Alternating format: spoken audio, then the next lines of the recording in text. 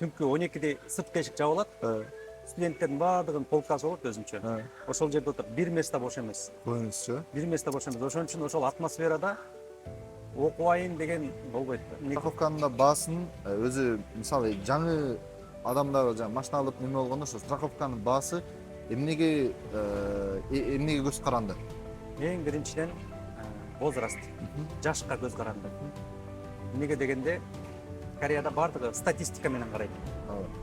20 жаштан 23-24 жашка чейинки адамдар Кореяда 20 жашка чейинкилерден машинасы аз. Кореецтерди карап көрөлү да, Кореянын коомундагы кореецтерди карап көрөлү.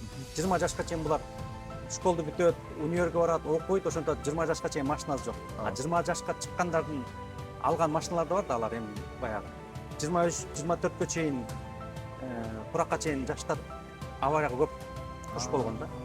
Мен булар статистика деп атпайм, компаниядан карайт дагы Кореянын коому ичинде 20 жаштан 24 жашка чейинкилер авариясы көп болду. Демек, авария көп болду деген эмне? Компаниядан ошончолук компенсация кетти деген сөз да. Ошол кеткен компенсациянын баардыгын бөлүп 20 жаштан 24 жашка чейин бөлүп коет. Жананча расход кетти да, ошонун баарын бөлгөндүктөн страховканын баасы көтөрүлүп кетет. Ошого жараша. Ошон 25ден 30га чейин жана кымбатка караганда бир аз азыраак.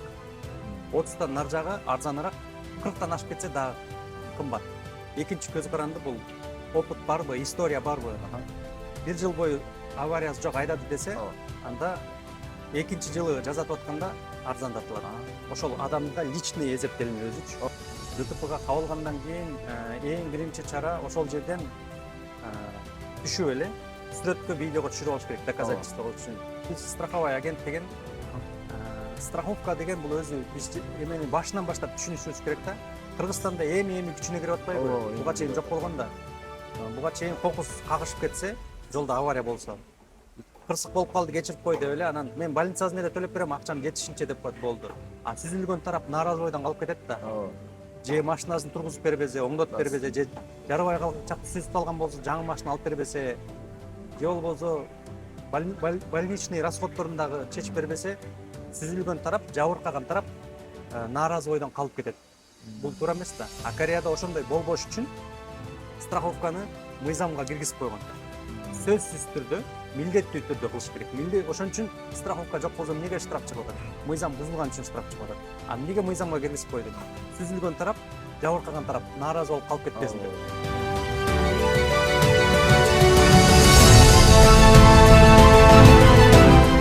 Урматтуу мекендештер, бүгүнкү биздеги кезектеги коногубуз Корея Республикасындагы ошо камсыздандыруу машинанын автоунааны камсыздандыруу тармагында иштеп жаткан жана дагы автоунааны Россия, Кыргызстанга дагы экспорттоп жөнөтүп жаткан компаниясы бар акебиз, ошо Максат байкебиз менен Маек. Ассаламу алейкум. Кандайсыңыз, сизге жакшысызбы? Убактыңызды бөлүп бергениңизге дагы чоң ыраазычылык билдирем. Жалпы өзүңүз тууралуу бир аз неме Айтып кетсем, мен Кореяга өзү 2009 биринчи жолу келгем. Алгачкы жолу келгеним 2009. Ошондон бери уже 17 жыл өтүп кетиптир. Биринчи студент болуп келгем. Студент болуп тилди окудум, андан кийин университетке тапшырып, университетти бүтүп, анан уже диплом жазып, дипломду защищать этип, азыр ошол менен кечке чейин Кореяда жашап атам. 17 жыл болду да. Кайсы тармакта окудуңуз? Международные отношения, дипломатия болуп калат. Өтө чоң. Немеден окуу дегеле Кореяда окуу кандай экен? Кореяда окуу эми биякта өз күчү менен өтмөй баардыгы. Дипломду жазыш дагы өз күчү менен жазыш керек. Тааныш, же болбосо бир аз акча берип өтүү деген түшүнүк жок. Университетте окуш студенттердин баардыгы түшүнсө керек. Кыйынчылыкты жаратат, анткени эми ийне менен билим алуу, ийне менен кудук каскандай деп коет го. Ошону Кореяга келип окуп атканда түшүндүм. Китеп окуш керек, көп китеп окуп, анан дипломду дагы жөн эле мындай тааныш аркылуу бүтөт деген түшүнүк жок болду да.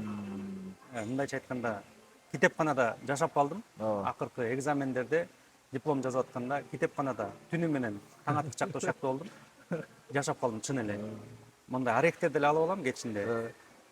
Түнкү 12де сырт эшик жабылат. студенттердин баардыгынын полкасы болот өзүнчө. Ошол жерде отуруп бир место бош эмес. Көбүнчүсү. Бир место бош эмес. Ошон үчүн ошол атмосферада окубайын деген болбойт. Эмнеге дегенде жаныңды карасаң баардыгы окуп аткан болот, китеп окуп аткан болот, баардыгы. Аларды көрүп эле окуш керек деп атып, сыртка да чыга албайсың, үйгө кете албайсың. Анткени 12 эшик сырткы эшик жабылат. Болду, таң аткычакта ошол жерде отуруш керек. Эми ал жерде баардык условия бар. Тиги туалет ичинде, суу ичкич ичинде, главный тамак ашыңды кичинекей алып келип алып туруп, таң аткычакта көп китеп окуп чыгыш керек да. Ошентип атып дипломдорду жаздык да. Демек бул жерде Кореяда окуу өз күчү менен, маңдай тер менен, аракет менен болот.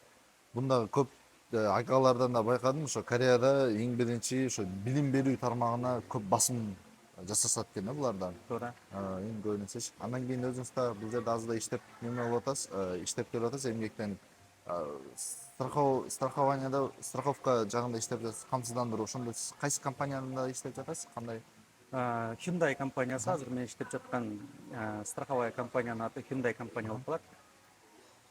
Страховка боюнча ошол жалпы Кореядагы биздин кыргыз туугандар үчүн бир маалымат жеткирип кетким келет. Ал жерде болсо көбүнчөсү биздики биринчиден машина өзүнүн атында болуш керек.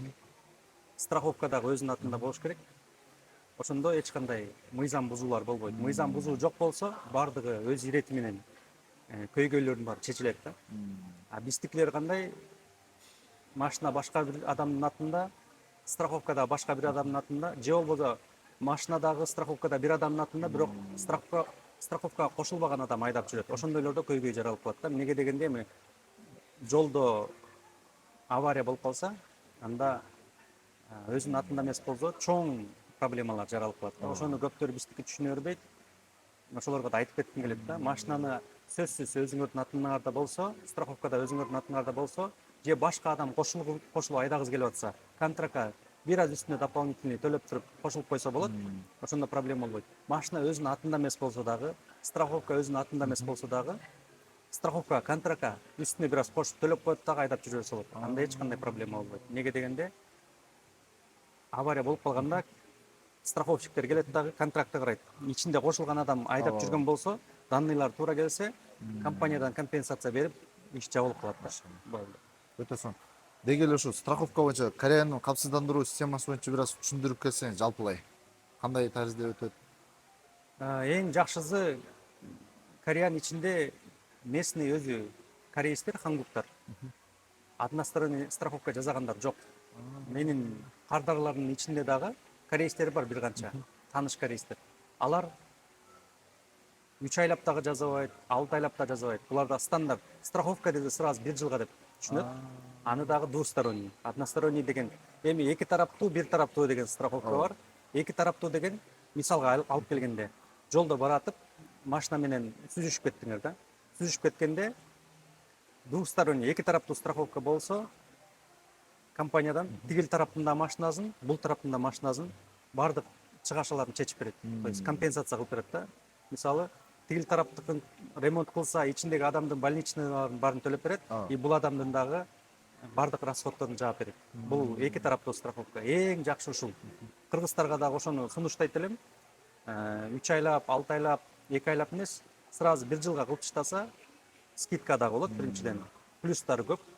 Экинчиден, кокустук болуп кетсе, лимит жок ал жерде. Компаниянын компенсациясынын лимити жок.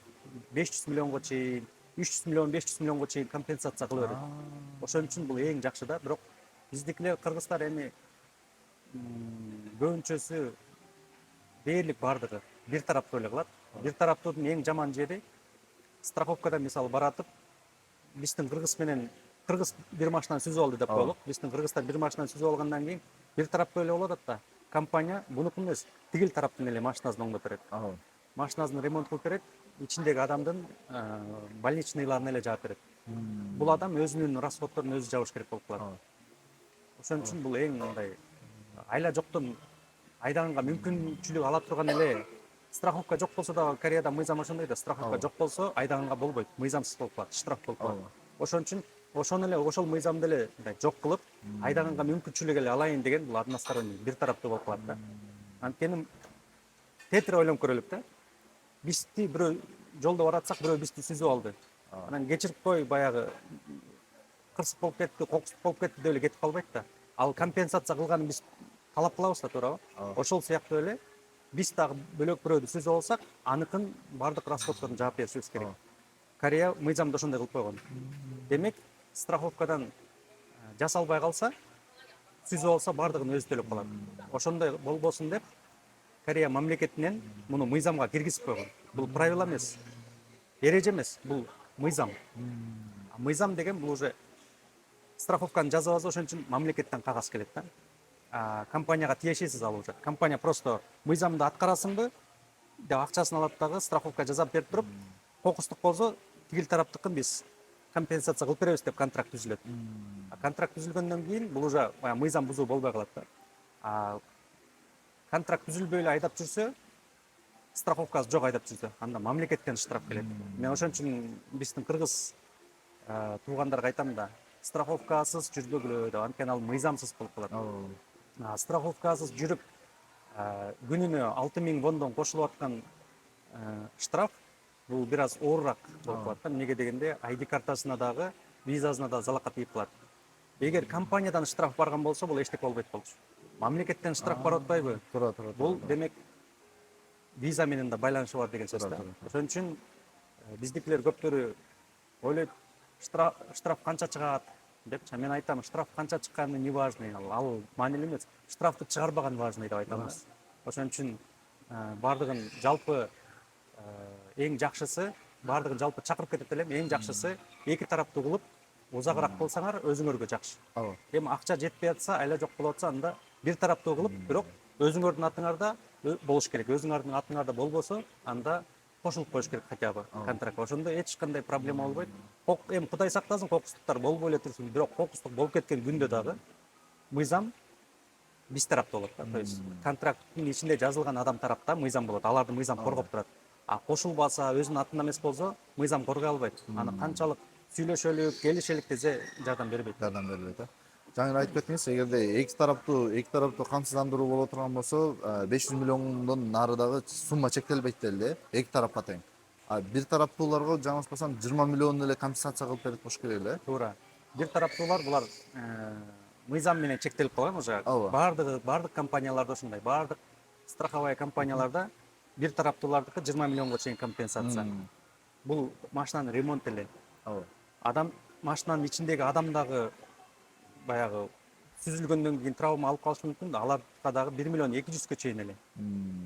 Больничный расходтору 1 миллион 200га чейин эле болот. Андан ашып кетсе, бир тараптуу жазаткан адам өзү төлөш керек бардыгы. Машинанын ремонту 20 миллиондон ашып кетсе, өзү төлөп калат. Же болбосо больничный расход 1 миллион 200дөн ашып кетсе, өзү төлөп калат. Кореяда авария болуп туруп, башымды текшертким келип атат деп рентгенге барып, жанагы МРТ деп коет, МРА деп коет. Ошого барып туруп башын текшертсе эле бер жагы эле 700-800 чыгат.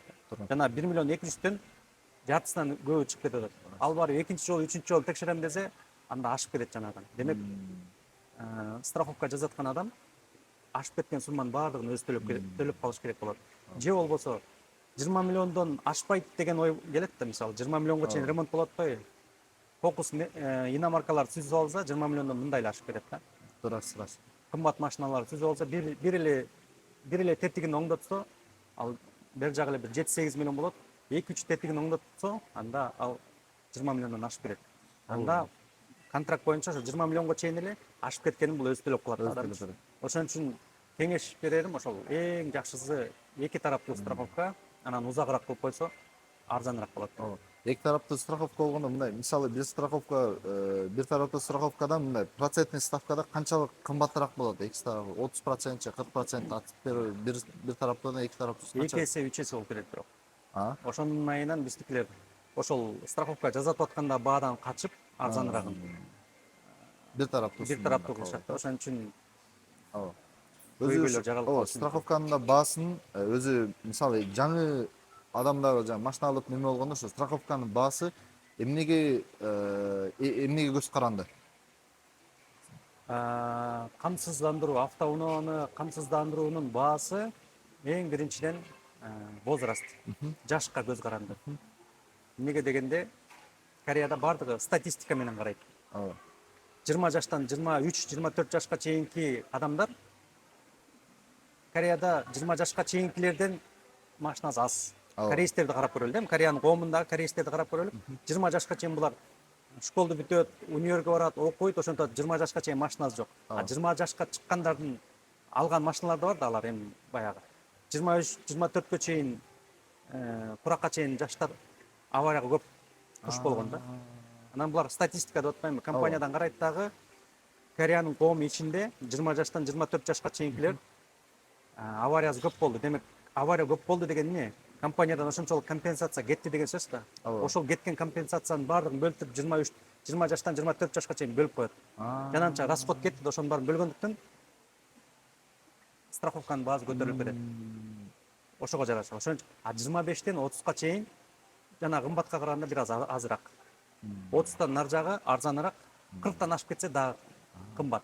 бул дагы чын айтканда машинанын адамдын возрастын жашына жана бунун стажы дагы көп мааниге Ошолорду айта элекмин азыр.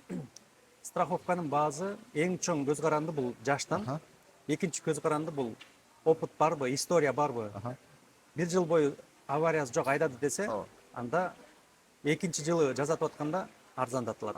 Ошол адамда личный эсептелинет өзүчү. Ал эми 40тан ашып кетсе, ал стажы барбы жокпу, ага көз каранды эмес. 40-50ден ашып кеткенден кийин алардыкы дагы кымбаттап кетет. Эмнеге? 40-50дөгү адамдар көбүрөөк вниманиясы жок болуп, мындай көбүрөөк концентрациясы жок болуп, аварияга көп попал болуп атат. Кайра эле компаниядан эмне статистиканы карайт. Статистиканы караганда 40-50 жаштагылар, 60 жаштагылар көбүрөөк аварияга туш болуп атабы? Демек, аларга компаниядан компенсация камсыздандыруу кетип атат да. Ошол камсыздандырууну кайра алып келет дагы баардыгына таратып бөлүп коет. Ошон үчүн кайра 45-50дөгүлөрдүкү көтөрүлүп кетет да. Ошондой жапат. Демек, жалпысынан азыр кайра айтсак, страховканын баасы бул биринчиден возраст, экинчиден стаж. Үчүнчүдөн иномаркабы, иномарка эмеспи. Анткени двустороннийди карап көрөлүк, эки тараптуу карап көрөлүк. Эки тараптуу кандай? Авария болсо, тияктыкында, бияктыкында оңдоп бериш керек да компания. А мунуку иномарка болуп атат. Иномарканын запчастьтери Кореяда жок да, сырттан алып бериш керек да. А бунукунда компенсация кылып бериш керек да, ошол иномарканын компенсациясы кымбатыраак болот да. Ошон үчүн страховканы эсептеп атканда ошолордун баарын эске алып туруп эсептейт, ошон үчүн мындай кымбат болот. Ошон үчүн страховканы жазатып атканда нюанстар аябай көп. Кээ бирлер түшүнбөй эле мен 23 жаштамын, 2 айга канча чыгат дейт да, аны айтыш кыйын да. Эмнеге дегенде, мен анын историясын билбейм. Стажы барбы жокпу, авариясы барбы жокпу, ал возрастка канча компания бөлүп эсептеп атат, машинасы кандай, иномаркабы, корейскийби, ошолордун баардыгын бөлүп туруп компаниянын калькулятору өзү эсептеп берет да. Жанагы эң чоң база бар Кореяда. Ошол базадан бүт данныйларды алат дагы, ошонун негизинде калькулятор өзү эсептеп берет. Аны биз ошо билбейбиз да. Ал чоң big data деп коет. Big data деген ошол баардык адамдардын информациясы ошол жакта, и статистика да ошол жакта. Компания, любой компания, Hyundai болобу, Samsung болобу, ошол жактан карайт дагы, ошол возрастта адамдардын расходторун карайт дагы, ошолордун негизинде эсептеп туруп чыгарып берет бааны. Ошон үчүн эң жакшысы опыт болсо, стаж болсо, историясы таза болсо, корейская машина болсо, арзаныраак чыгат. Иномарка болсо, же жашы 20дан 24кө чейин болсо, кымбатыраак чыгат. Же болбосо, мейли 27-28 жаш болду деп коелу, же 30 жаш болду деп коелу. Баардыгы эле 30 жаштагылардыкына караганда биринчи жазатып аткан адамдыкы баары бир кымбатыраак болот. Эмнеге дегенде, биринчи историяда анын историясы жок да. Компания билбейт да, бул жакшы айдайбы, жакшы айдабайбы. Ошон үчүн бир аз баягы кымбатыраак кылып коет. Анан бир жылдын ичи авария жок болсо, анда ошол 30 жаштагылардын өзүнө теңдеп туруп баягы арзан скидка менен баасы чыгат да. Чын айтканда Кореяда байкап карасаң баардык нерсе бир базага кирет экен. Базанын негизинде бул жакта бүт бар информация иши камтылган экен да, адам боюнча. Ал базадагы статистика менен, ал база жөндөн эле курулуп калган жок.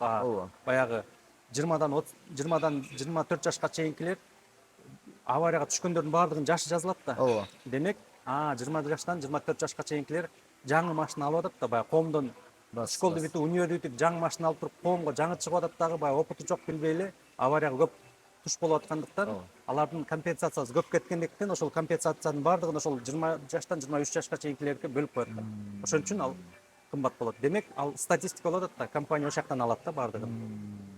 Өтө сонун экен чын айтканда. Кореянын системасын көрүп аябай кубанам да. Бүт бар система салынып койгон да, жеңил желпи да.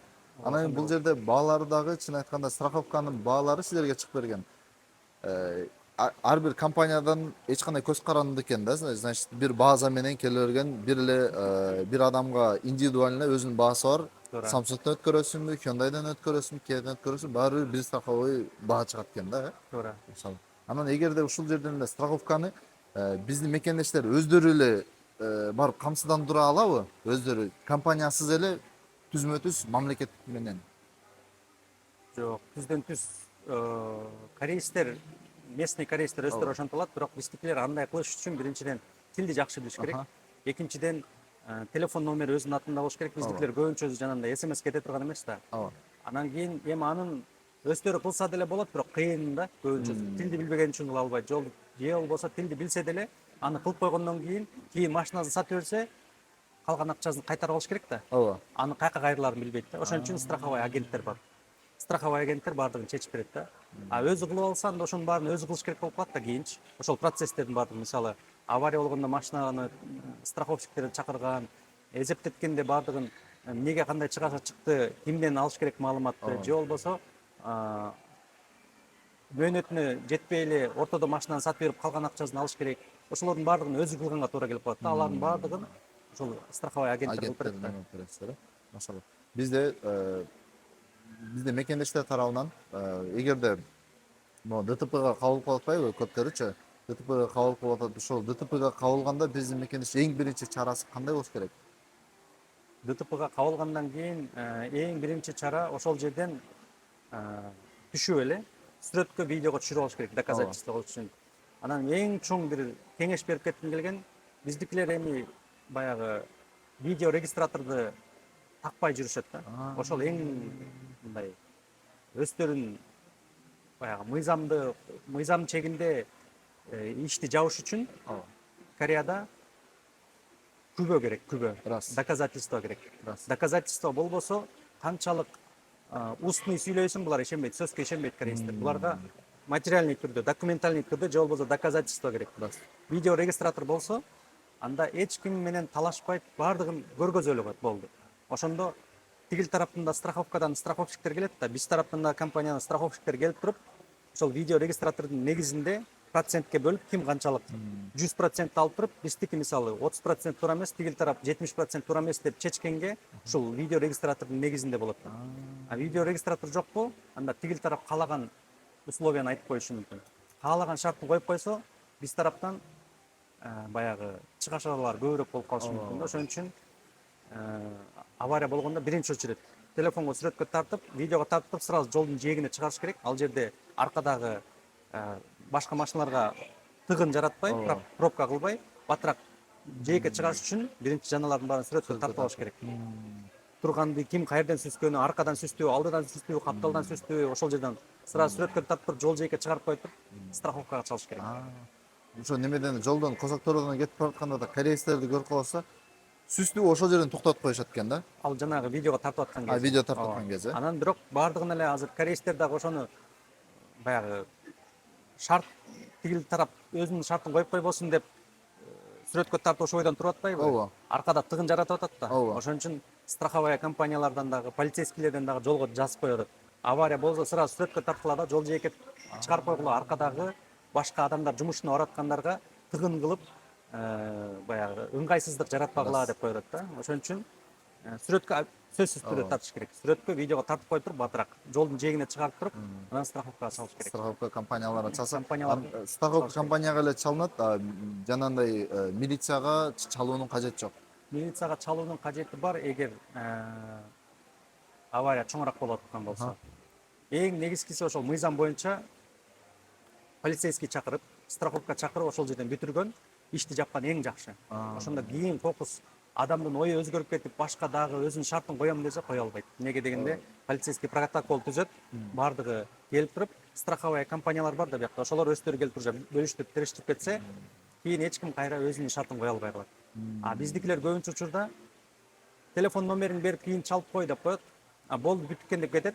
Эртеси күнү кореец жок мен болбой калдым, мойнум ооруп атат, башым ооруп атат, бутум ооруп атат деп 3 жума больницага жатам деп чыгат. Анда уже доказательство жок болуп калат. Ошон үчүн эң негизгиси видео регистратор биринчиден. Ооба. Жоктор алып тагыш керек, ошондо өздөрүн коргой алат. Экинчиден колдон келсе сразу страховая компания менен на месте ошол орунда кетпей бүтүрүш керек. Ооба. Кетип калганда, эгер кетип калган болсо, тигил тарап өзүнүн шарттарын эртележи күнү каалагандай коюшу мүмкүн. Видео регистратор бар болсо, сразу на месте бүтүрсө, эч кандай проблема болбойт. Өтө жакшы. Ошондой маселелер боюнча да аябай көп угуп келесиз да. Кореецтерди сүзүп коюп, жандай страховкасы жок балдар дагы 6 миллион, 7 миллион төлөп берген да, на месте төлөп берип, өздөрү да минуска кеткен жигиттерди да көрдүк да, аябай. Болгон андайлар мага чалып турат да, мен страховой агент болгондуктан мага ушуну кантебиз деп мага кардарларын чалганда мен сурайм, машина кимдин атында? Башка байкенин атында эле. А страховкачы?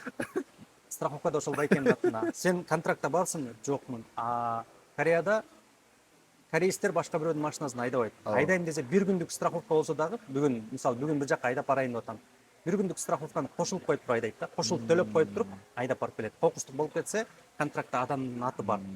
А биздикилер машина башканын атында, страховкада башканын атында, бул адам машинаны айдабай турган адам айдап жүргөн болот да. Анан кокустук болуп кетет. Кокустук болуп кеткенден кийин корейстер страховкаңды чакыр дейт. Страховка келет, контрактты карап туруп мунун ID картасын ошол местодон каралганда туура эмес келет кылат. Анан компаниядан айтат, биз компенсация кылбайбыз. Анткени контрактта жок экенсиң деп айтат. Анан аны тиги көргөн тияктагы аварияга туш болгон адам көрүп угуп турат да, аны билди, билип алгандан кийин болду, ал өзүнүн ставкасын кое берет. 6 миллион, 12 миллион десе да бериш керек болот. Неге? Бербесе, бул адам визасынан ажырашы мүмкүн. Же болбосо полицейскийден чоң штраф болушу мүмкүн. Неге дегенде, биринчиден мыйзамды бузду да, мыйзамды бузгандыктан аркага жол жок уже. Мыйзамды бузуп алгандан кийин сүйлөшөлүк, акча менен чечелик деген уже кыйыныраак болуп калат да. Ошон үчүн тигил тарап каалаган сумманы койсо, бергенге туура келет. Андай учурлар болгон. Менин кардарларым дагы ошентип башка бирөөнүн машинасын айдап жүрүп, страховкага кошулбай айдап жүрүп, педаль жанагы доставка мотоциклды сүзүп алып, анан страховка чакырды эле, ал жерден контрактта жок экенин мотоциклдин ээси билип калып, ошол жерден сразу 5 миллион деди биринчи. 5 миллионго да макул болгондуктан, чото дагы ооруп атат, 6 миллион кылгыла деп туруп, на месте акчасын алгандар болго. Кээбилерге 12 миллион кошкон. Аны да бергенге туура келди. Эми сразу бере алган жок, бөлүп беришти да. Ошондо деле 6 миллион, 7 миллион, 12 миллион төлөгүчөктү үстүнө бир аз дополнительный төлөп коюп, кошулуп коюп айдаган бул эң жакшы да. 12 миллионго чейин төлөнбөйт ал. Көп болсо бир 100-150 тегерегинде болушу мүмкүн. Ошону төлөп койсо, жанагы 12 миллион же 7 миллион, 6 миллиондор экономдолмок да. Ошондой көйгөйлөр бар да бизде. Негизи болсо да кандай иш-чара болбосун, баардык нерсени алдын алсак, ошол жакшы жыйынтык берет экен да. Неме айтканда. Неге дегенде Кореяда мыйзамды бузбаса, мыйзам боюнча жашаса, мыйзам коргойт алар. Биякта система иштейт. Биякта тааныш иштебейт. Тааныш связь деген иштебейт. Биякта система иштейт. Система боюнча эле кете берсе, анда иностранецсиңби, корейецсиңби, системанын чыгып кетпесең, система сени коргой берет. Демек, мыйзам сени коргой берет. Мыйзамдан чыкпаш керек. Эгерде жана аябай неме болду, андан кийин да эгерде жана штраф төлөнбөй калса, мисалы эгерде мен штраф төлөнбөй калса, виза дагы аннулировать этилет деп айтылды го. Эгерде ошол канча суммага жеткенсе 2 миллион. 2 миллионго 2 миллионго штраф 2 миллионго жетсе, особенно иностранецтер үчүн, местный корейстер үчүн булар чыгара албайт да. Ооба. Булар чектеп коюшу мүмкүн корейстердин өзү, мисалы телефон ала албай калат, кредит ала албай калат кореянын. А иностранецтерге визасын узатпай коет. Бул жакта эки түрү бар. Бизде бир эле штраф болот да. Кореяда потеря деп коет, штрафтын жеңил түрү, анан полигом деп коет, штрафтын оор түрү. Неправильная парковка, повышение скорости дегендер алар штраф, жеңил штрафка кирет. Ошондо деле бирок 2 миллиондон ашпаш керек. 2 миллиондон ашып кетсе, анда визага залакасы тийип калат. Кандай виза болбосун айырмасы жок. Баардыгы залакасы тийет. Залакасы тийет. Узартпай коет, же болбосо бирок эң залакасы көбүрөөк тийген виза бул G1. Бизде көбүрөөк G1'дар да. Ооба. G1'дар ошо страховканын штрафтары көбөйүп кетип, анан кийин узарбай калды деп жүргөндөр бар да. Ал узарбай калганын себеби ошо страховканын штрафтары көбөйүп кетип, анан ал төлөнбөй кагаз келет да мамлекетке.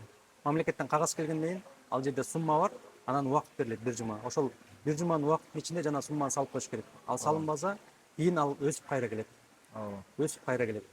Анан канча убакыт өтүп кеткенден ал өсө берип, пениясы өсө берип, көбөйүп кетет. Анан ал миграция менен да байланыштуу. Эмнеге дегенде мамлекеттен келип аткандыктан миграция да мамлекетке карайт. Ошо менен визага чоң жалакасы тийип калат. Дагы көптөрдүн живандары ошонун айынан узарбай калгандар. А кээ бирлер аны түшүнбөйт. Эмнеге узарбай калды депчи. А узарбай калганын себеби штрафтар көбөйүп кеткенде төлөнбөсө, анан страховканын штрафтарынын айынан дагы да. Анан көптөрүбүз ID картанын аркасындагы акыркы адрес барбы, ошол жерде жашаш керек. Эмнеге дегенде штрафтар, налогтор ошол адреске келет да. Көрбөй калса штраф өсүп кете берет да. Ошондой болбош үчүн ID картанын аркасында адресте жашаш керек. Көчүп кеткен болсо Чумин центр аркылуу адрести өзгөртүп коюш керек. Чумин центр деген бул ошол баягы мэриянын алдындагы мамлекетке караштуу органдар да. Алар дагы ошол ID картанын адресин өзгөртүп койсо, бул мамлекетке кетет дагы, мамлекеттен кеткен штрафтар жаңы өзгөргөн дарекке барат да. Ошондо эч кандай проблема болбойт. Штраф келсе дагы өстүрбөй төлөп койгонго мүмкүнчүлүк бар да. А биздикилер адрести алмаштырган жакка көп көңүл бура бербейт, аны көп маанилүү деп да эсептебейт. Ошон үчүн неме болуп калат, зыян болуп калат. Мисалы убагында төлөнбөй калган үчүн штрафтар өсүп кетип, зыян келтирет да визага. Ушул деле штраф көрүүнүн маселеси боюнча бизде да жана сайттар бар экен го, ошо неме штраф келгендер сайттардан да текшерүүгө мүмкүн экен да. Деги эле мамлекет тараптан келген жана штрафтын несесинин баардыгын жана кагазда келгендин штрафтарынын баардыгын адреске келе турганын баардыгын бул жактагы сайттан эле точ көрүп алууга мүмкүнбү? Мүмкүн, Налогтун эми ооба приложениялар бар, сайтка эле кирип туруп, анын үчүн телефон өзүнүн атында болуш керек. SMS бара турган болуш керек. Көптөр биздики паспорт менен алат да. Ага SMS барбайт. SMS барбаса текшере албайт. Эмнеге дегенде SMS кетирип подтвердительный код деп коет. Ошол подтвердительный кодду тияка киргизип туруп, менин телефонум менин атымда деп туруп текшериш керек. Машинанын ээси гана текшерилет аны. Башка бирөө текшерген болбойт. Же болбосо телефон өзүнүн атында эмес, паспорт менен алган, ID картага кошуло элек. Анда жанагы машина переоформление кылган жерге барып туруп, машинанын номерин көргөзүп, ID картанын номерин көргөзүп, ушул машинада штрафтар барбы десе, ал жерден айтып берет да. Айтып берип, суммасын, счетту чыгарып берет. Ошол менен төлөп койсо болот. А эгер телефон кимдин өзүнүн атында болсо, анда жанагындай приложенияларга эле кирип туруп, Чадоңча 365 деген сайт бар, же болбосо Кётоң Минвон деген сайт бар. Кётоң Минвон 24 деп турат. Ошолорго кирип туруп, регистрация кылып туруп, жана подтвердительный кодду алса, машинасынын номерин жазса, анан буга чейинки штраф, неправильная парковканы колоо, ошолордун баары чыгат да. Полный чыгып берет. Полный чыгып берет. Анын үчүн шарт жанагындай телефон өзүнүн атында болуш керек. Өзүнүн атында болуш керек. Машалла. Өтө жакшы. Анан кийин бул жерде да биз билбеген, мекендештер билбеген да Кореянын жашыруун жана закондору барбы? Мисалга ала турган болсок жагында мындай кандай десем, закондордогу жеңилдетүүлөр мекендештери билип билбеген же болбосо жагандай мисалы бул жерде бир страховка боло турган болсо, буну бир жол менен дайынан кайтып чыгуу же мындай айланып өтүү дегендей жеңилдетүүлөр жок. Кореяда эгер мыйзам бузулуу болсо, аны кайтып чыгуу деген оор болуп калат. Биякта мыйзам күчтүү иштейт, мыйзамды эле бузбаса болду, эч кандай болбойт. Ошон үчүн чакырам мыйзамды бузбаганга эле. Ошондо эч кандай проблема болбойт. Проблема болсо дагы мыйзамдын ичинде болсо көйгөй жаралбайт да. Сиздер дагы жана ар кайсы страховой агенттер бар эмеспи? Агенттер болуп, агенттер дагы жана эгерде сот процессинин иши өтүп кете турган болсо, сиздер да как сопровождение кылып барасыздарбы же сиздердин кызматыңыздар бул жакта эле бүтөбү? Жок. Биз страховой агент деген страховка деген бул өзү биз эмени башынан баштап түшүнүшүбүз керек да. Кыргызстанда эми күчүнө кирип атпайбы? Буга чейин жок болгон да. Буга чейин кокус кагышып кетсе, жолдо авария болсо, кырсык болуп калды, кечирип кой деп эле, анан мен больницасын эле төлөп берем, акчам жетишинче деп коет, болду. А сүзүлгөн тарап нааразы бойдон калып кетет да. Же машинасын тургузуп бербесе, оңдотуп бербесе, же жарабай калгачак сүзүп калган болсо, жаңы машина алып бербесе, же болбосо больничный расходторун дагы чечип бербесе, сүзүлгөн тарап, жабыркаган тарап нааразы бойдон калып кетет. Бул туура эмес да. А Кореяда ошондой болбош үчүн страховканы мыйзамга киргизип койгон. Сөзсүз түрдө милдеттүү түрдө кылыш керек. Ошон үчүн страховка жок болсо эмнеге штраф чыгып атат? Мыйзам бузулган үчүн штраф чыгып атат. А эмнеге мыйзамга киргизип койду? Сүзүлгөн тарап, жабыркаган тарап нааразы болуп калып кетпесин деп. Демек, сүзүлгөн тарапты нааразы кылбаш үчүн биз кылышыбыз керек. Демек, страховканы эмне кылып атабыз? Мен тиякты сүзүп алгандан кийин менин акчам жетпей калышы мүмкүн да. Ортодо компания кылып берет да. Ошон үчүн кылып атабыз. Демек, страховой агенттердин ролу ошол мыйзамга киргизип берип, авария болсо телефон чалып, страховщиктерге кошуп берип, машинасы бузулуп калса, сервис чакырып берип, анан кийин машинаны мөөнөтүнө жетпей эле, мисалы, 1 жылга жазатты, 3 айдын ичинде сатып берди. Калган суммасын кайтарып бергенге эле биздин страховой агенттердин ролу ушул жерден бүтөт. Ал үчүн биздин айдоочулар биринчиден өздөрү тилди жакшы билиш керек. Эң жакшысы жолдо машина бузулуп калса чакырганды да үйрөнүп алыш керек. Ошондо кор болбойт да. Күндүз чалып бер десе күндүз чала алабыз, бирок түндө 3тө чалып атканда биз 24 саат бою страховой агенттер 24 саат бою биздин кардарларды карап отура бербейбиз да. Түндө уктайбыз да. Анан кээ бирлер бар, кечинде 3:30 чалат, эртең менен таң атканда Каңныңдан тиги Каңның шаарынан бияка келатым эле орто жолдо бузулуп калдым деп 4тө чалат. Калган болот экен, мен билбейм. 4тө чалып аткан көрсөм алмакмын да. Анан эртең менен чалып алып тарынат. Кечинде албай койдуңуз экен. Кечинде эмес, ал түндө деп айтам да. Түндө 4тө деп. 4тө болду го, 4тө адам уктайт да деп. Көрсө ал эмнеге антип чалат? Анткени чалганды үйрөнөлүк да. Ошон үчүн эң кор болбош үчүн телефон колл-центрге чалып чакырганды үйрөнүп алышса эң жакшы болот да. Өздөрү чакырса. Өздөрү чакырса жакшы болот. Тилди билбегендер да бар да. Ошолор үчүн мен күндүз убактым бар болуп атканда чалып берип чакырып берем. Бирок түнгө чейин 4 таң аткычакты мен отурбайм да. Ошондой. Өзү мындай да, өзү сиздин өзү милдетиңиз кандай? Бул страховка агент дегенде сиз дагы адамдар немеге түшүп кала турган болсо, эгер ДТПга Кудай сактасын, эгер түшүп кала турган болсо, сиз дагыларга чалып берүү, наркотик иштерин кызматы өзүңүздүн милдетиңизби, же болбосо аларга определенный номерлерди көргөзүп коюп эле ушул жерге кызмат болсо ДТП калса ушул жерге неме кыласыңар, чаласыңар деп эле айтып коюубу? Страховой агенттин милдети страховка жасап берүү. Стандартты карап көрсөк, корейстер өздөрү страховой агентке кайрылып жазатты деп коелук. Авария болсо булар өздөрү тилди билет, өздөрү чакырат, бузулуп калса өздөрү чакырат. Бардыгын өздөрү кылат. Бирок биздики бул иностранецтердики.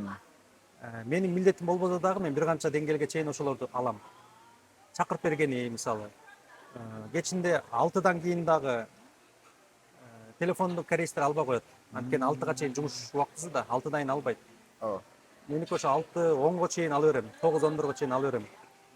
Ошентип чакырып берип, машинасы бузулуп калса, авария болуп калса, чакырып берип, иши жабылгычакты эмне процесстер болуп атат, алар менден чалып маалымат алып турат да. Ал хотя менин милдетим эмес, бирок баягы кыргызбыз да, тилди билбейт да. Жардам бергенге туура келет, айла жок. Жардам бериш керек. Ошон үчүн көп кыргыздар муктаж да. Тилди билбегендиктен жардамга муктаж да. Ошон үчүн жардам бергенге туура келет. Жараткан Алладан разы болсун. Чын айтканда ушинтип жардам колун сунуп өзүңүздүн убактыңызды ушул жака кетирип биздин мекендешке жардам берип атканыңызгачы иншалла. Андан кийин дагы ошол биздин машина алып жаткан жаңы биздин мекендештерге кандай үч сунуш берет элеңиз? Жаңы мына алып атат машинаны. Кайсы этаптардан өтүш керек бул? Кореянын ичинде айдай турган. Кореянын ичинде айдаганга машина алып аткан айдоочуларга менин кеңешим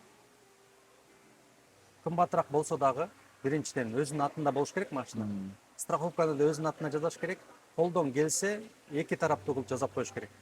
Ошол эң жакшы болот. Анан кийин видео регистратор жок болсо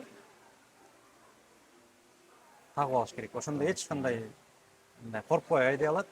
Кокустук болсо дагы машина өзүнүн атында, страховка өзүнүн атында, видео регистратору бар. Анан двухсторонний болсо андан да жакшы. Эгер страховкасы. Машалла, өтө сонун. Андан кийин дагы нерсе бар. Акчаны кайтаруу маселеси болду го, страховкадан кийин акча кайтаруу маселесичи. Страховканын мөөнөтү мындай деп, мисалы бир адам жана кандай десем, страховканы төлөп келип атып, бирок бир да жолу эч кандай ДТП кабылган жок. Акчасы кайра кайтарылууга мүмкүнбү? Жок. Андай болбойт. Анткени контракт деген бул кандай? Страховка деген бул кокус авария болуп кетсе, ооба, биз мисалы бир тараптуу болсо авария болуп кетсе, ошол машинанын ремонтуна 20 миллионго чейин рискти өзүбүзгө алабыз деп туруп акчаны алып атат да. Анан авария болгон жоксуң деп кайтарып бербейт. Мөөнөт бүткөндөн кийин болду, ал бүтүп кетет. Эмнеге дегенде ошончолук рискти мөөнөткө чейин алып келди да компания. Же болбосо ошол эле машинанын ремонтун 20 миллионго чейин ар бир ичиндеги ар бир адамга, бир адам болсо 1.200.000, 2 адам болсо 2.400.000, 3 адам болсо 3.600.000 больничныйына кетет да, ар бир адамга 1.200.000 болот. Ошол рисктин баардыгын компания өзүнө алып аткан үчүн мөөнөт бүткөндөн кийин ал акча калып калыш керек да. Мисалы мен деле Кыргызстардан деп коеюн да, Кореянын ичинде Кыргызстардан акчаны алам дагы, сен машинаң мисалы бир жылга 1,5 миллион алдым деп коеюн. Бир жылдын ичинде авария болсоң 20 миллионго чейин мен өзүмдүн акчамды берем деп алам да. Эгер компанияны өзүмдүн ордуна коюп берип атам да. Анан ошол риск деген бар да. Ал кокустук болуп кетсе мен төлөшүм керек да 20 миллионду. 1,5 миллион албадымбы? А эмнеге 20 миллион төлөшүм керек? Ошондой да, компания деген риск алат. Анчалык чоң сумма албайт, бирок көп адамдардан алып аткан үчүн акча көп да. Бул бир адамдан эле 1,5 миллион алып коюп туруп анан бир жылдын ичинде 20 миллионго чейин компенсация кылып берем десе, компания банкрот болот да. Бир эле адамдан, адам аз болсо. А бул жалпы Кореянын ичиндегилердин баардыгынан чогултуп атат да, жана черная касса сыяктуу да. Ар бир адамдан мисалы 1000 адамдан 1,5 миллиондон алды. Чоң сумма болуп кетет да. Ошо 1000 адамдын ичинен бир жылдын ичинде 100, 150 же 200 адам авария болушу мүмкүн да. 800 же мейли жартысы авария болду деп коелу. Ошондо деле баардыгынын акчасын бербейт да, жартысынын акчасын берип атат же бир канча 100, 200 акчасын берет. Биякта калып калып атат да. Ошол акча менен компенсация кылат да. Ошон үчүн акча калыш керек болот биякта. Эмнеге? Рискти мөөнөт бүткүчөктү авария болуп кетсе кокус. Ошол рискти биз өзүбүз алабыз, биз компенсация кылып беребиз деген рискти алып аткан үчүн мөөнөтү бүткүчөктү акча биякта калат да, мөөнөтү бүтүп кетсе дагы акча калыш керек да. Рас. Жана кайтарып акчаны кайтарып ала турган мезгилдери болот го. То есть кандай десем, мисалы 3 айга алды, бирок 1 ай бүткөндөн кийин эле сразу кайра машинада сатып берди. Калган 2 айынын акчасын кайра сиздер аркылуу кайтарып алса болот. Ал аны мен наоборот кайтарып бергим келет. Эмнеге дегенде ал жөн эле компанияга алып күйүп кетет. Анан көрүп биздин кыргыздарга кайтарып берген жакшы да. Компанияга эле жөн эле калып күйүп кетчекчи. Аны кайтарып берип койгондон жакшы. Андан кийин да жанагы айтылып кетти го, мен өзүмдө да машина деп неме болом. Чын айтканда мен да Максат байке аркылуу страховканы битирип жүрөм да канча жылдан бери. Андан кийин нерсе бар. Меники эң башында кылганда, опять же жана баягы эле возрастной ценз ташка барып такалат экен да бул нерседе. Башында эң башында төлөгөндө 3 айга алдым эле 600 миң чыккан да. 2 жыл мурун алганда.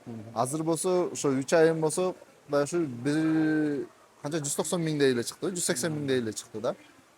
Бул дагы өзү дагы баягы эле возрастной цензге барып такалабы, же болбосо бир страховканын какой-то бир өлчөмдөгү, мисалы акча чогулат го.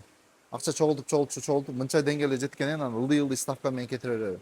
Же баары эле жана баягы базадан эле келеби? Мен айткандай да, биринчи жазатып атканда ал база дагы тышкары болуп калат. База бул уже экинчи орунга туруп калат. Биринчи жазатып аткандыктан ал адамдын историясы жок да компанияда. Же Кореянын ичинде айдаган историясы жок да, стаж жок. Ошон үчүн билбейт бул адам жакшы айдайбы же көбүрөөк аварияга туш болобу. Ошону билбегендиктен баягы ставкадан өйдөрөөк кылып коюп коет.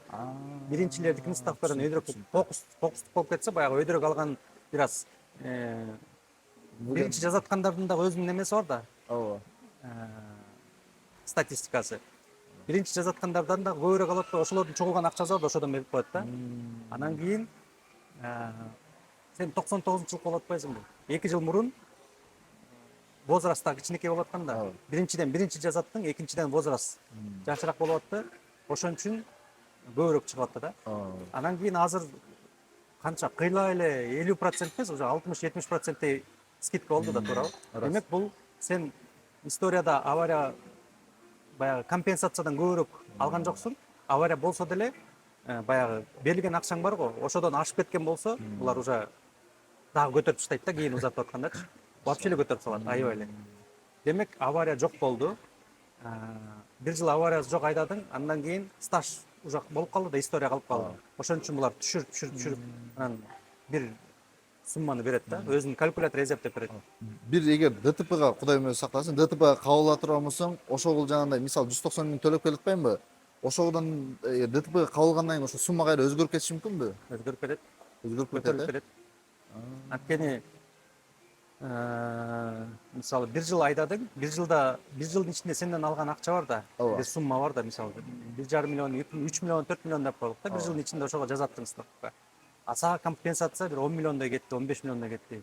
4 миллион алып 15 миллион берип атпайбы? Ооба. Демек ошол расходду булар жабыш үчүн көтөрүлөт да Кайра ставка. көтөрөлөт, субханалла. Аябай жакшы билим экен да таң. Андан кийин азыр бизге да Кореяга мекендештерибиз көп эле келип атат да, Кудайга шүгүр. Азыр да студенттик визаларга, E9 визаларына квотасын көтөрүп, студенттер дагы аябай агылып келип атат Кореягачы. Өзүңүз да бул жака чейин студент болуп келген экенсиз, дипломдун иш да кылган экенсиз, ушул этаптардан өткөн экенсиз да. Эми биздин могу жаш муундарга өзүңүз кандай кеңеш берет элеңиз? Биз азыр Кореяда да көбүнесе мындай, жана өзүңүз да айтып кеткендей, жеңил жолун, мындай кандай десем, арканды узун тыштабай аткандар көп да. Мындай краткосрочный пландар менен эле визага көп көңүл бура бербейт да. Ошолор боюнча биздин жаш келип аткан муунга кандай кеңешиңизди бересиз? Биринчиден окуучуларга, студент келип аткан студенттерге, андан кийин келип калып визасын узап, кандай визаларды өткөнгө кеңеш берип кетким келгени, студенттерге биринчиден жакшы окуш керек. Корея алысыраак, мындай үстүртөдөн берсеге жалпы айтып кетсем, Корея билимге аябай басым жасаган мамлекет. Же бир ресурсу жок, же нефти жок, же железо чыкпайт, же уран чыкпайт, же алтын чыкпайт. Бирок эмнеге мындай жакшы жашайт? Анткени булар кыска эле убакыт ичинде көтөрүлдү. 1950-жылдары Кыргызстандан да жаман жашачу. Булар тамактарын карасаңар, көбүнчө чөптөн кошулган тамак. Тамак жоктуктан булар чөп жей берген. Ошол традицияга айланып калган. Көп тамактарын карагыла, кимчи чиге болобу, тенжан чиге болобу, башка бибимпап болобу, бибимпапты карап көрсөңөр, жанагы аралаштырат, үстүнө чөп чар кошулат. Неге? Тамак жегенге тамак жок калгандыктан булар чөп баардыгын алып келип тамакка кошо берип, ошол маданий тамак болуп калган да, традицияга айланып калган. Ошон үчүн булардын тамагында чөптөр көп.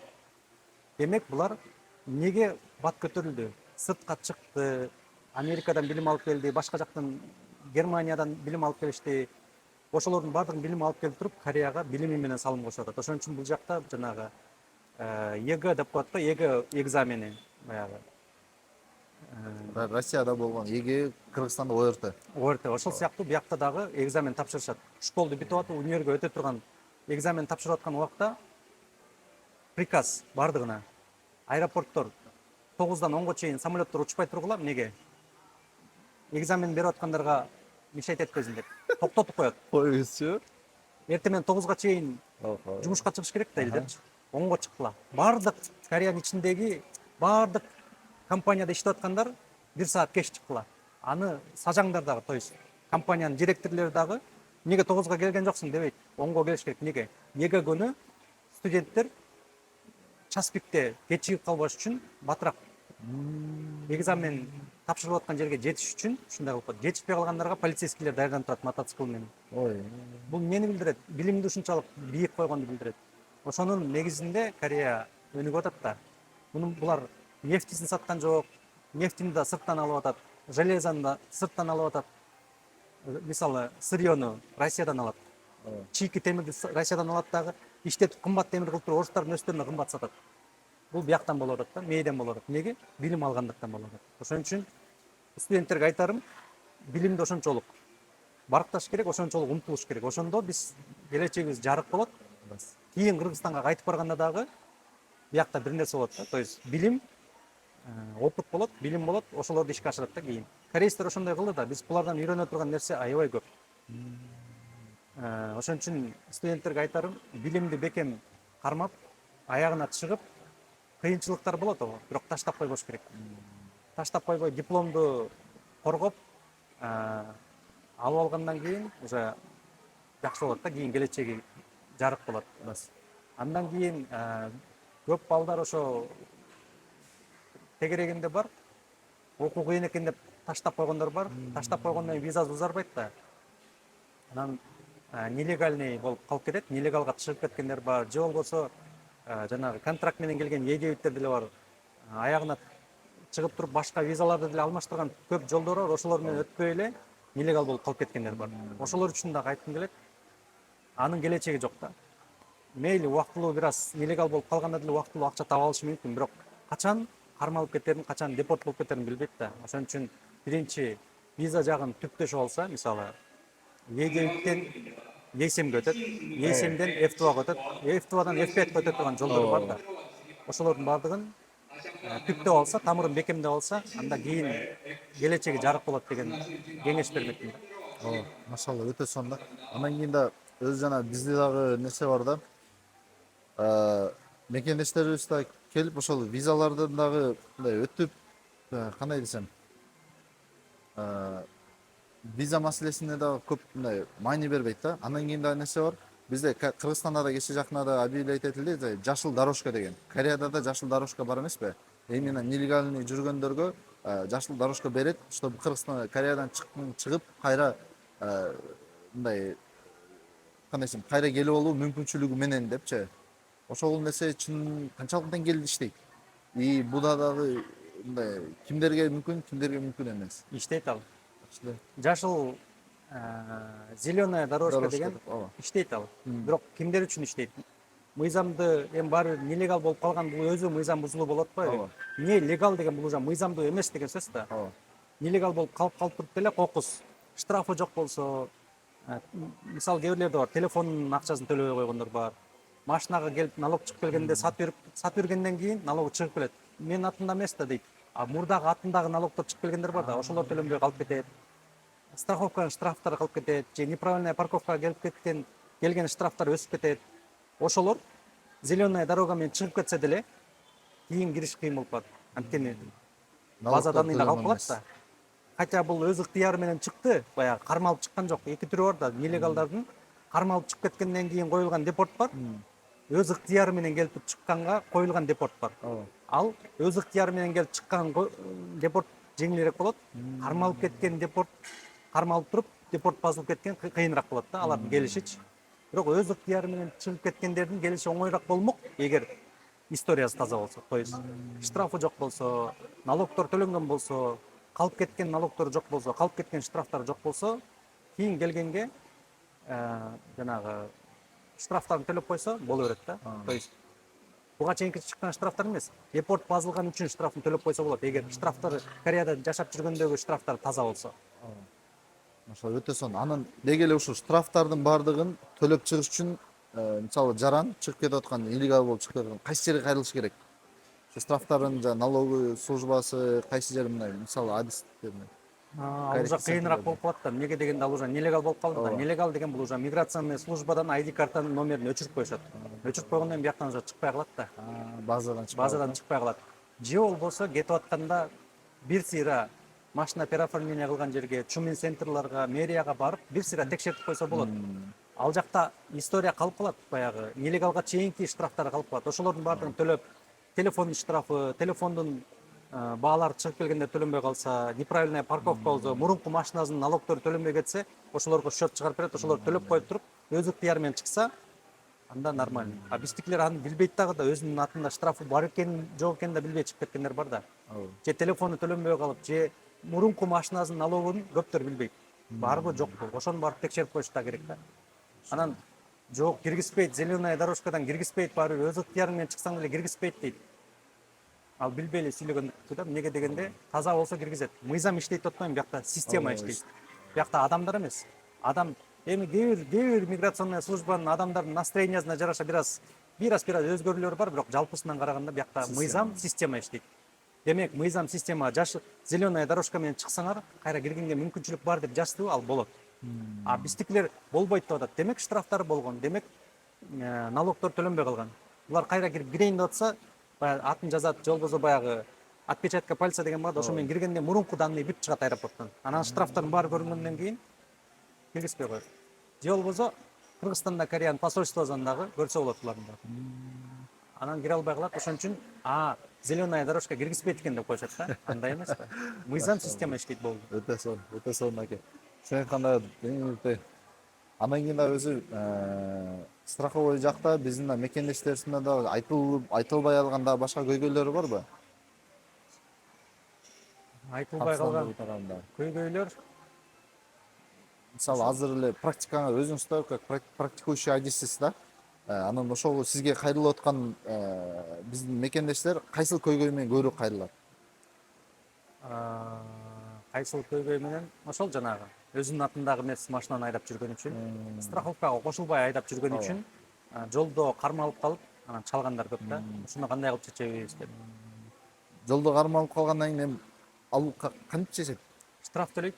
Бар Баардыгын айла өзү жок, төлөйт. штраф Айла жок, төлөйт. айла жок. Аны кореецтер сүзүлгөн тарап, жабыркаган тарап билип алгандан кийин болду. Билбесе деле ал баары бир билине турган иш да. Эмнеге дегенде, компаниядан бир жуманын ичинде компенсация кылып бериш керек да. А бул компаниядан компенсация кылбагандан кийин бир жума өткөндөн кийин тиги адам эмне келбейт, менин компенсациям кана дейт да. Болду уже 1-2 жумадан кийин ал ачылып кала турган иш да. Ошон үчүн айла жок, төлөп чечилип атат да, айла жок. Эми баягы расход чоң болуп кетип атат да. Андан кийин да нерсе бар. Биздин мекенештерде кээ бирлери жанагындай бордюрларды сүзүп кетет. Же болбосо жанагындай мамлекеттик жана парктарга, парктардын ичин сүзүп кетет, жанагындай жол жээгинде немелердичи ограждениялар сүзүп кетет.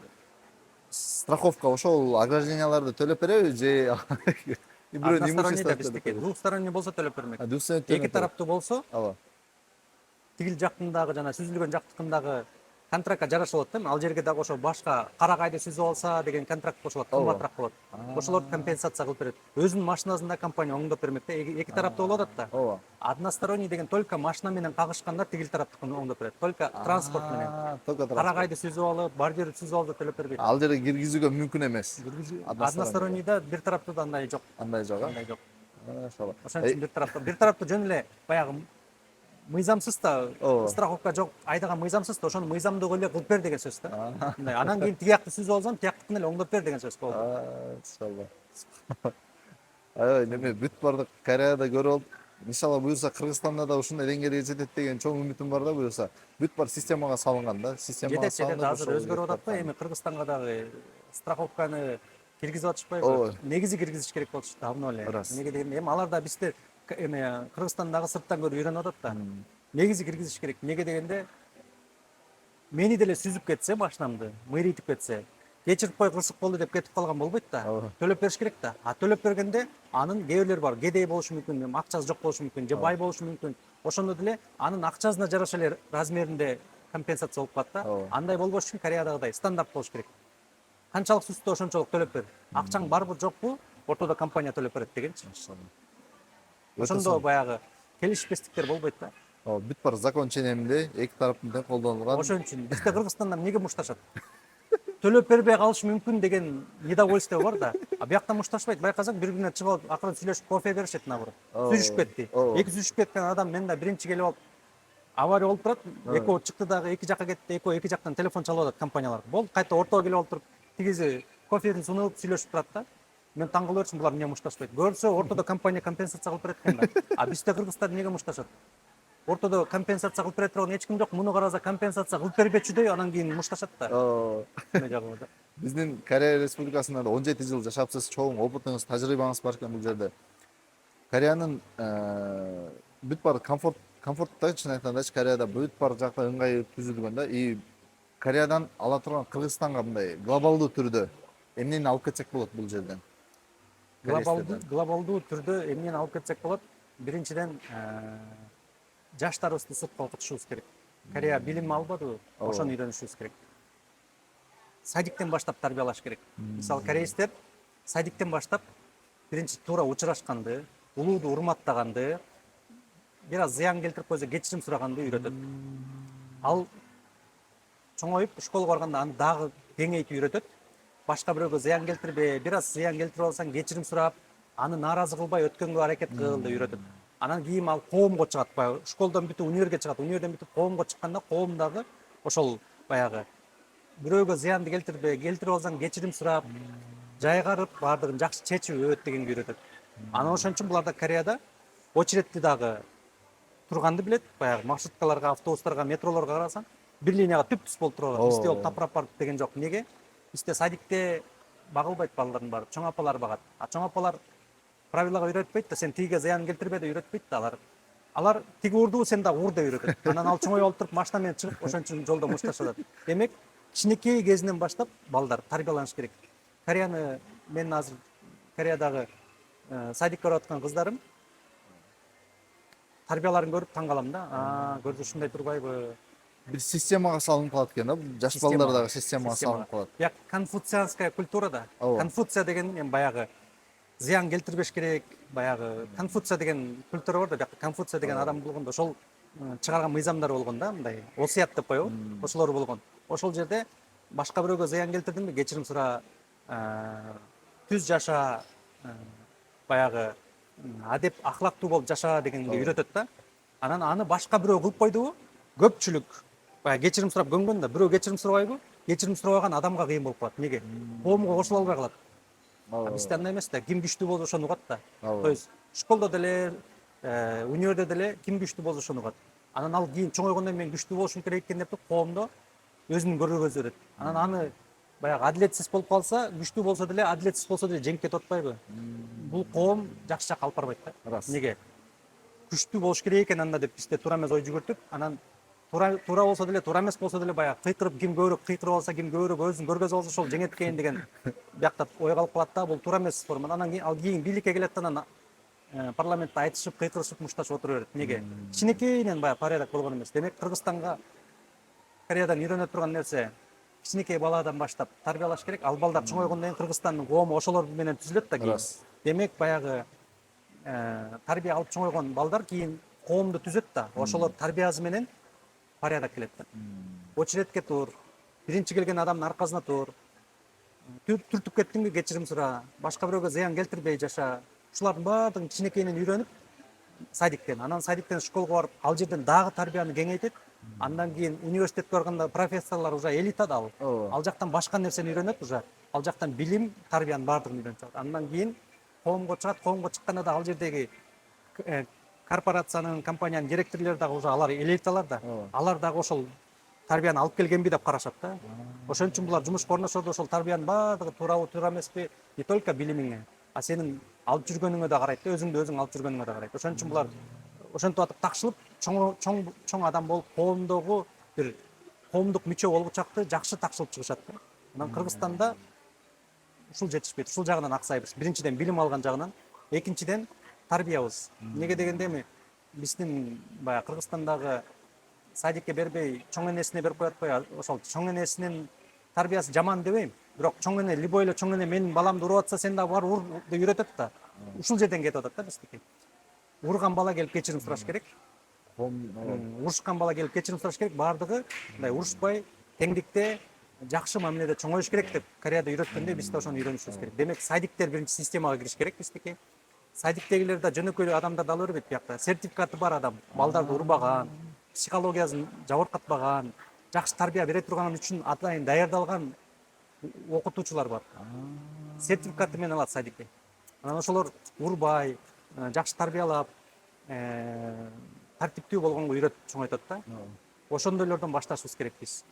Биздики азыр коом Советтер Союзунан кийин калып калган саясатчылар калып калды. Алар мурункуну кылат да. Аларды көрүп жаштар өзү атат, туура эмес нерсени көрүп атат. Ошон үчүн баягы Кыргызстанда оңолуш үчүн бир коом, бир муун алмашып кетиш керек да. Муун алмашып кетиш керек дегеним азыркы отурган саясатчылардын баары жок болуп, то есть картай уже пенсияга чыгып жок болуп, чет мамлекеттен окуп келгендер кирип, ошолор жаңы муунду курушубуз керек. жаңы муун, то есть сырттан үйрөнүп келгенин Кыргызстан ичине ишке ашырса, ошондо процесс жүрөт. А мурункулар отурганда кыйын да. Мен ушул жерден да кошуп кетер элем да, жанагы сыртта окуйбуз, сыртта окуп жүрөбүз, бирок кайра келип туруп сырттын менталитетин биздин мамлекетке алып келип койгондор болот да. Алып келип, ой, минтишибиз керек, тияктан тигиндей деп, жакакта жана демократия деп, жана ЛГБТ наркы өлкөлөрдө легализовать этиш керек дегендер да жүрөт да. Анан ушул нерсени дагы бир кошуп кетиш керек деп ойлойм да. Анткени Кыргызстанга окуп кеттиби, окуп кеткенден кийин кайра мамлекетке келгенде өзүбүздүн каада салтыбызды, нарк маселебиз бар эмеспи? Ошонун негизинде курулуп калган да эжелтеден. Ошонун негизинде тигинин жаманын өзүнө калтырып, салт санааларын, алардын система жакшысын алып кел деген нерсеге бир айтышка мындай үгүттөп кетсек кандай дейсиз? Ал кыйыныраак болот. Кыйыныраак болуп калат. Неге дегенде биздикилер эми кыргыздарга ушинтип айтсаң бир аз таарынып калышы мүмкүн да. Билимди албайбыз да биз. Ооба. Билимди жакшы албайбыз. Тааныш менен бүтөт. Врач деле тааныш менен бүтөт.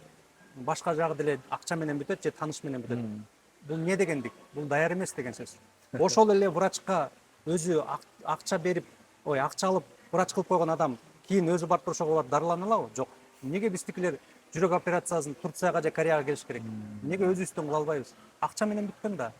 Же болбосо кыргыз калкыбыздын көбүнчөсү орто билимден өйдө алган эмес. Ошон үчүн аларды өзгөртүш кыйын. Эми мынтип айтса таарынышы мүмкүн, бирок чындыкта бул факт деп коет да. Таарынышы мүмкүн да. Билимдүүлөр бар. Билимдүү жаштар көп аябай. Америкада окуп келген тааныштарым бар, Кореяда, Японияда окуп жүргөндөр бар, жакшы билим алгандар бар да. Эми аларга орун бербей атат да. Эмнеге? Биз да айтып атпаймынбы, тааныш болуш керек. Билген адамга эмес, тааныган адамга берет өзүнүн ордун. Тааныган адам билимдүүбү, даярбы? Ал важный эмес. Таанышым үчүн коюп атам болот да. Анда Кыргызстан жай өнүгүшү мүмкүн же ошол орунда турушу мүмкүн. Эгер туура эмес болуп, жаман ситуация болуп кетсе аркага кетиши мүмкүн. Рас. Алдыга жылыш кыйын. Алдыга жылыш үчүн система иштеш керек, мыйзам иштеш керек. Кореяда саясий бийликтер бар да. Демократия деген бул грек тилинен келген. Эл башкарат деген сөз да. Демо деген эл, кратия деген бул эл башкарат. Элден бийлик келиш керек да. Корея ошону колдонот. Демек, сот бийлиги, мыйзам чыгаруу бийлиги, мыйзам аткаруу бийлиги болуш керек. Сот өйдөрөөк туруш керек. Бизде кандай? Сот ылдыйда турат. Бийлиги өйдө. Ошон үчүн мыйзам иштебейт. Кореяда иштеп аткан президент отургузуп койду го түрмөгө. Бул эмнени билдирет? Сот өйдөрөөк деген. А сот дагы адеп ахлактуу, Кудайдан корккон, түз жүргөн адам болуш керек. То есть тиги тааныш, бул таанышка эмес, орто нейтралдуу болуп, тиякта мыйзам чыгаруу бийлиги туура эмес кылса аяктуу соттоп, мыйзам аткаруу бийлиги туура эмес кылып атса аяктуу соттош керек. Демек, үч эле бийлик бар, чоң бийлик демократияда. Мыйзам, сот бийлиги эң өйдөрөөк турат. Күчтүү болуш керек и независимый болуш керек. Анан кийин мыйзам чыгаруу органы бул парламент, депутаттар. Мыйзам аткаруу бийлиги бул администрация, президент болот. Демек, ошолордун бардыгы тең иштеш керек дагы, өздөрүнүн ролун аткарыш керек. Бизде соттун үстүнөн мыйзам аткаруу бийлиги сотту башкарып коет атпайбы? Проблема ошол жерден кетет да. Ошол жерден кетет. Эмнеге? Өз каалагандай кылып коет, анда баягы ханство башталат да. Ханчылык кетет. Бул жерде Кореяда өзүнүн мөөнөтү бүтө элек деле отуруп калды го түрмөгө. Акыркы президент. Мөөнөтү бүтө элек болчу. Канча 2,5 жыл калган, 3 жыл калды беле. Отургузуп койду. Эмнеге? Демек, сот бийлиги зависимый эмес, то есть эч кимден көз каранды эмес. Бул эки бийлик, мыйзам чыгаруу менен мыйзам аткаруу бийлигинен көз карандысыз дегенди билдирет да. Бул бияка да таппайт, бияка да таппайт. Өзүнүн так позициясы бар, ошол позициясы менен кетет болду. Ошондо мындай болот, теңдик болот. Ошондо мыйзам иштейт. Мыйзам иштебей атабы, сотко берет. Сот бул таанышым эле, бул көбүрөөк акча берди эмес. Көбүрөөк акча берсең да таанышың болсо да мыйзам боюнча чечим чыгарат. Анда мынтип алдыга кетет. Ошондо сырттан келген инвесторлор дагы мыйзам иштейт экен деп кирет. Рас. Инвестиция келбесе өнүгүш кыйын да. Анан сырттан келсе эле сот мыйзам чыгаруу бийлигин угуп турса, ойлонот, 5 жылдан кийин мени бийлик алмашып кетти деп, мен инвестициям аркага чыгара албай калсам кандай болот депчи. Анан келбейт да. Анан өзүбүздүн алтынды сатып коюп отура беребиз. Кыргызстанда эмне? Биринчиден билим алыш керек. Экинчиден тарбия, кичинекейлерди, келечек да бул биздин кичинекейлер, биз Кыргызстандын келечеги да, ошолорду жаш балдарды садиктен баштап туура тарбияласак, анан школдо туура тарбия берсек, анан университетте болот, алар кийин коомду түзөт да. Ал коом кийин Кыргызстандын башкара турган коомду түзөт да. Ошолор мындай өздөрүнүн билими менен, тартиби менен кетсе, баардыгы жакшы болот. Анан жанагы бийлик органдары теңдик болсо, анда Кыргызстан бат эле жылат. Эмнеге? Чоң мамлекет болсок кыйыныраак болмок. Мисалы, Россиядай чоң билтейген мамлекет болсок кыйыныраак болмок. Эмнеге? Центральный правительстводан мыйзам чыкса, Владивостокко чейин жеткенге чейин кыйын да. Бизге кичинекей мамлекет болот атпайбы? Кореяда эле бат эле өнүкпөкпүз, бат эле өзгөрмөкпүз. Эмнеге? Европаны байкасаң, Европада кичинекей мамлекеттер бардыр. Бат-бат өзгөрөт. Мыйзам чыгаруу менен баары бат-бат өзгөрөт да. Демек, кичинекей мамлекеттин бир жакшы жери мыйзам чыгып, бат өзгөргөнгө жакшы мүмкүнчүлүк бар да. Мында бир четеде ойлоп кетем, эгерде экономический тармагына карай турган болсок, өзү бул жерде экономический жагындай мындай геополитический жагынан караганда Кореяныкы судоходство бар да. Судоход менен жагындай товар оборот жеңил и арзаныраак болот да. Чем биздики дагы, конечно, жибек жолу менен убагында өткөн тип неме болупчу. Бирок чем жагындай беркине неме жер тоо таштын немеси ортосунда биздин геополитикага караганда бияктыкы жандай экономик зона көрөк неме болгон да, жандай Ал судоходдо жагы да бар нарко ооба. эркиси бар, и Сингапур деле ошентип өнүгүп кетти да, Ал жагы да бар. бүт баардыгычы. Анан кийин буга да буюрса жетүү үчүн, Кыргызстандагы ушундай Кореядай деңгээлге жетүү үчүн буюрса биз чын айтканда биз жаш муун билим тармагынан жана экономический тармагынан да көп аракеттерди кылышыбыз керек экен. Кытайдай эле, Кытайдагы Кытай производствонун аябай күчтүү да. Мен ошону айткым келди да. Ооба. Кытай деле коммунисттер болуп атпайбы? Ооба. Бирок эмнеге өнүгүп атат? Алар коммунизмди деле кармап кеткен жок. Социализмди да кармап кетти. Ооба. Ошол менен өнүк туруп атат да. Ооба. Эмнеге дегенде алар дүйнөгө экспортту кармап койду. Мисалы эле биз карап көрөлүк Кыргызстанды. Кыргызстанда Кореядан иштеп кеткен мигранттар бар, Россиядан иштеп келген, Турциядан иштеп келген мигранттар бар. Ошолордун баарынын акчасы каяка кирип атат? Кыргызстанга кирип атат да. Бирок эмне болуп чыгып кетип атат? Кореядан машина алыш керек, Россиядан машина алыш керек, Япониядан машина алыш керек. Кирген акча кайра сыртка чыгып кетип атпайбы? А Корея эмне кылып атат? Samsung, LG, Hyundai, Kia, K2 деген танкалар бар. Коско корабльдер чыгарат, судно. Толтура контейнер ташыган корабль чыгарат. Ушулардын баардыгын сыртка чыгарып атат. То есть сырттагы акчаны алып кирип атат. А өздөрүн камсыздап атат. То есть машинасы менен биз мисалы машинаны сырттан алып атпайлыкпы, демек ал акча сыртка чыгып атат деген сөз да. А Корея өзүнүн мамлекетине камсыздап атат өздөрү чыгарган машина менен. Холодильник, телевизор, телефон деги эле бытовухадан эмне бар? Микроволновкадан баштап үйгө керектүүнүн баарын Корея өзү чыгарат. Демек анын баарын сырттагы кошунага берип, акчаңды берип алып келбейт. Өздөрүн камсыздайт.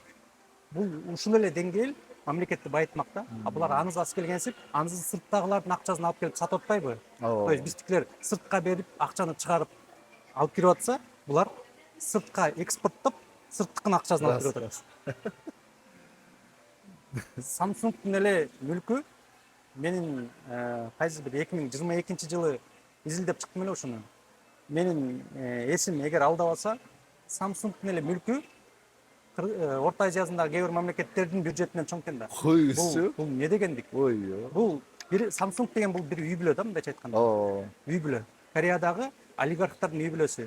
Орто Азиядагы мамлекеттин бюджетинен чоң деген бул мындай акылга сыйбаган нерсе да. Демек ушунчалык чоң деген сөз да. Кореянын бюджети дагы аябай чоң да. Анткени налогду булар жакшы төлөшөт. Налог системасын аябай жакшы киргизип койгон. Кичинекей пайда тапсаң дагы ошонун 10% мамлекетке берип турат да. Ошол жактан чогулат. Ушул да нерсе да неме экен да, бизде дагы жана неме бар го, налогдон көп нерсе качкан предпринимательдер көп да. Кантип налогдон качып кетсек деген үстүнөн неме болот да. Анын үчүн дагы сот күчтүү болуш керек бизде. Рас. Сот баягы мыйзам чыгаруу органындагы, мыйзам аткаруу органындагы тең карап, ошолор жакшы иштеп атабы, анан түшкөн баягы жалаптар бар го, ошо түшкөн жалаптарды дагы түз нейтралдуу карап, акчага эмес, таанычка эмес чыкса алдыга жылат. Бизде налогдон качкан бул туура эмес да. Эмнеге дегенде ошол көп акча таап аткандардан Корея көп акча алат. Иштебей аткандарды чоң көп таап аткандардын налогу менен багат. Бул теңдик да, мындайча айтканда. Ошон үчүн страховая компания же болбосо мамлекеттик медстраховка деп коет го. Бүт милдеттүү түрдө да, аны тандай албайсың. Страховканы жазатпайм дей албайсың. Бул автостраховканы айтып атам. Мамлекеттик страховка да бар да. Медстраховка деп коет го.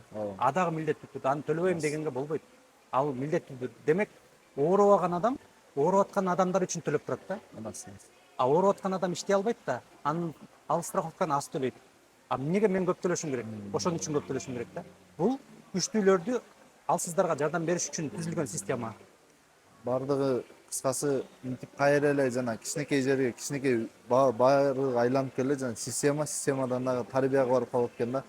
Коомдун ичинде бир болуу, коом менен бир болуу дегенге неме болуп калат экен да, жана один за всех и все за одного дегенге барып калат экен да. Кыскача иреттеп кетсек, Кореянын жолун жолдойбуз дебейм эми, бирок Кореядан үйрөнө турган нерселер көп. Биринчиден балдарыбызды туура нерсеге үйрөтүш керек, тарбиялаш керек. То есть садик болуш керек, обязательно садик деген болуш керек.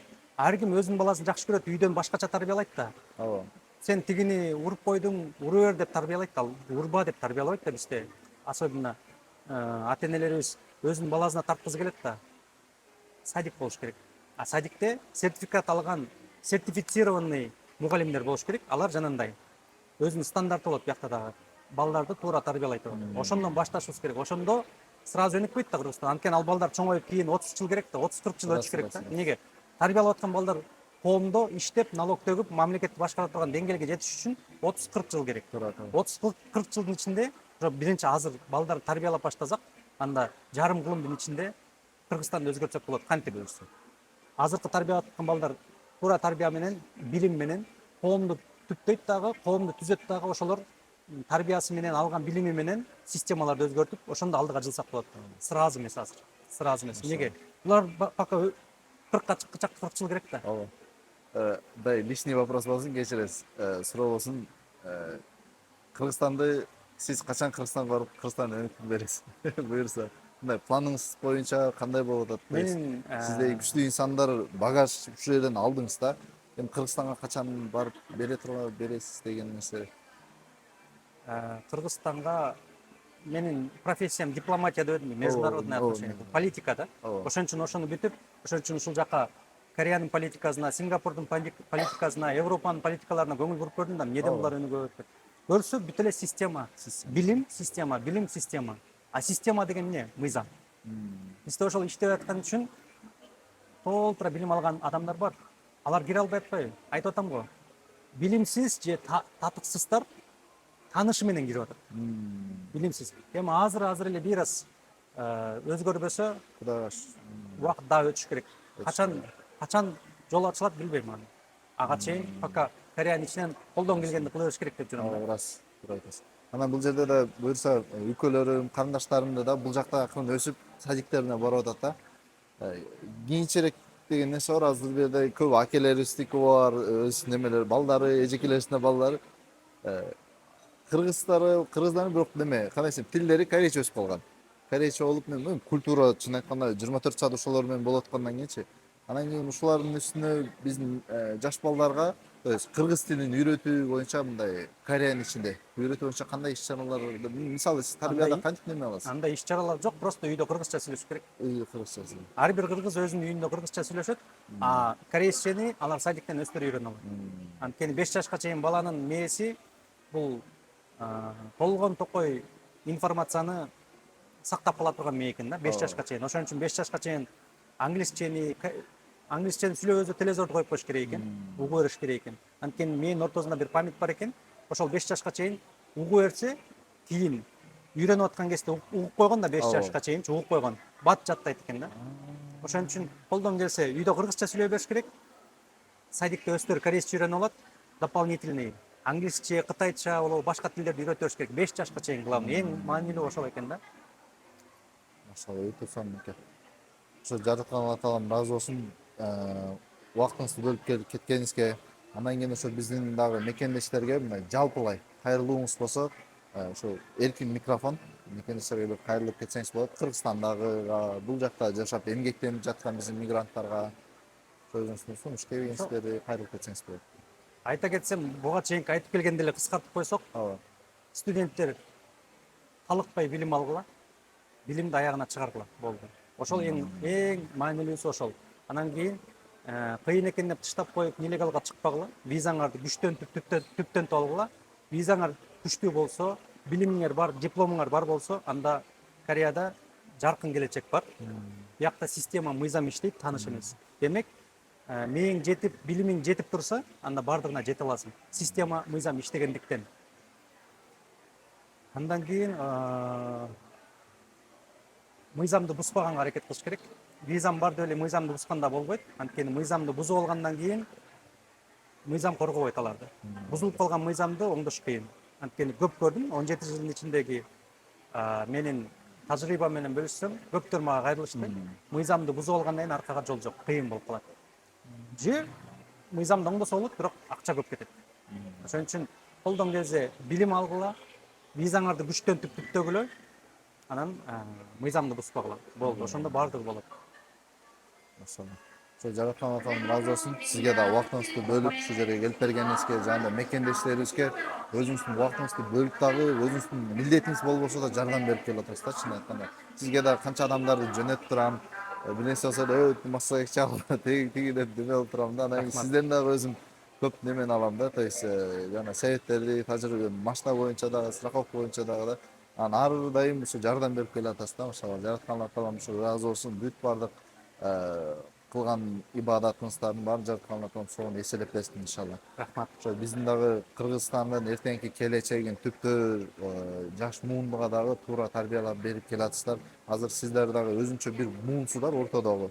Өзү сиздер дагы алып кетип атасыздар. Сиздер кандай жолу кетсеңиздер, аркадагы муунда сиздер ээрчип келип атат да буюрса.